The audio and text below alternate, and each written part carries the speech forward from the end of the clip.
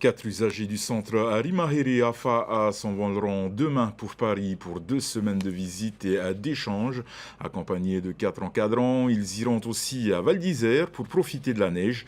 C'est la première fois que certains d'entre eux verront la neige et ce sera un changement encore plus radical pour d'autres qui n'ont jamais voyagé à l'international. Reportage. Pour Michel, qui se forme à la permaculture au centre Rimahéré, ce voyage est une aubaine. Idem pour Marc-Antoine qui, lui, et ce n'est pas commun, se forme à la broderie. Si je vais, c'est pour la première fois. Et c'est comme si pour moi, c'est une découverte, la France. Pour moi, soit caillé comme un canard.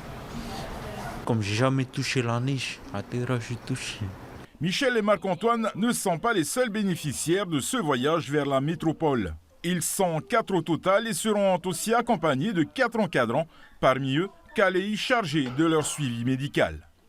Je travaille en collaboration avec les infirmières. Je suis en charge de leur délivrer les traitements psychiatriques durant le séjour afin qu'ils puissent être plus apaisés, étant donné que ce sera une nouvelle aventure pour eux. Un voyage qui fait suite à un appel à projet du Haut Commissariat de Polynésie. Pour le déplacement, c'est le Haut Commissariat qui a financé au moins pour la moitié.